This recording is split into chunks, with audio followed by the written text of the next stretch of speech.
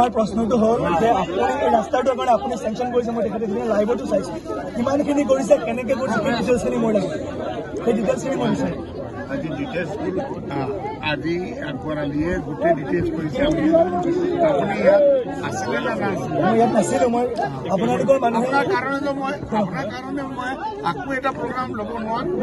Next প্ৰগ্ৰামো আপুনি পাব। সেইকাৰণে মই আপোনাক তাতে ৰখাবই নিজাভাৱে কুৱেশ্যন কৰিব বিচাৰিছোঁ। That is called bad manners. That is called bad manners when anyone, আপোনাৰ যদি মুৰব্বী, মই এই এৰিয়াৰ মুৰব্বী নাই, যমুনা মুখৰ MLA, আপুনি যদি মুৰব্বীৰ লগত কথা পাতিব বিচাৰিছে আহিব লাগে।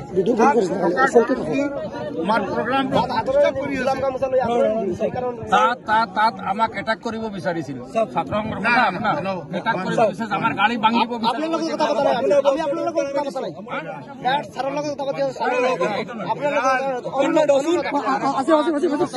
আপনাৰ গাড়ী ভাঙিলি মই ছাৰক প্ৰথমে কৈছো যে আমি ছাত্ৰ সংগঠন, আমি পলিটিকেল পাৰ্টিৰ কোনো দলীয় সংগঠনে গাড়ী ভাঙে দিলে বাবা, আপোনাৰ গাড়ী ভাঙে তুমি গাড়ী ভাঙাত লাগছো। আপোনাৰ প্ৰশ্নটোৰ উত্তৰ আমি দি আছো, ঠিক আছে। আমি তেখেতক প্ৰথমতে কৈছো যে আমি ছাত্ৰ সংগঠন, আমি কোনো পলিটিকেল আহিব নোৱাৰো, সেইকাৰণে আপোনাৰ তাত আমি গামোচাৰে থিয় হৈ আছিলো। আগে যোগাযোগ কৰতে লাগে যদি আপুনি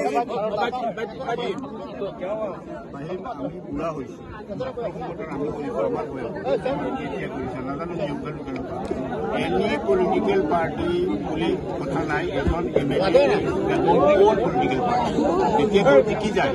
আপোনালোকে যিকোনো মিটিঙত গৈ তেখেতৰ লগত আৰু আপোনালোকৰ পিছত ইয়াত আহিলে ছাত্ৰ সন্থা এয়াইকে হৈ নাযাব। তুমি ভালকে জানা যে এয়াইযুগৰ মিটিঙত যদি বিধায়কক লগ কৰিব ছাত্ৰ সংগঠন আহে, তেতিয়াহ'লে এই সংগঠনটো এয়াইকে হৈ নাযায়। কাৰণ তোমালোকে ক'ব যে আমাৰ বিধায়ক ভাই, লোকেল বিধায়ক অকণমান ৰাখিব। আমাৰ কথাটো হৈছে যে মই যিমতে ৰাস্তাটো 9 তাৰিখত টেণ্ডাৰিং হৈ গৈছে, আমি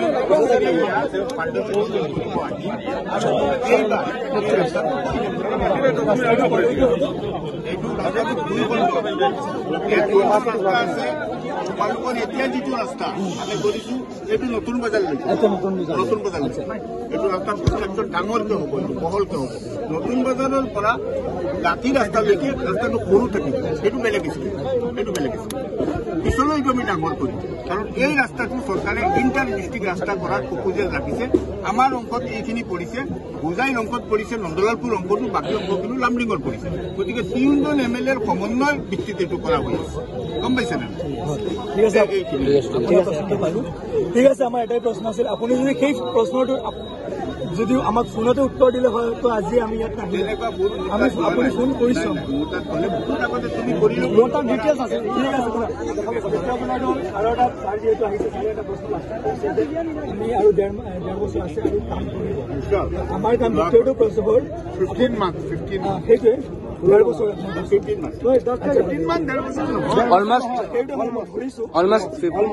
আমাৰ আপুনি জানে, অলপ কিছুদিন আগতে আমাৰ ইয়াত এখন বজাৰ চলিছে, আৰু এই ফায়াৰ ব্ৰিগেড নাই, ইয়াত ফায়াৰ ব্ৰিগেড ষ্টেচন নাই।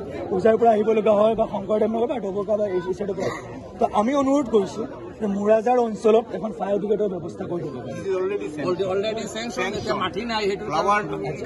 সেইকাৰণে আমিতো জানিব বিচাৰিম। আমাৰ কাজিয়া লাগি আছে, আমি বিচাৰিছো মুৰাজাৰ, প্ৰশাসনে বিচাৰিছে নীলবাগান।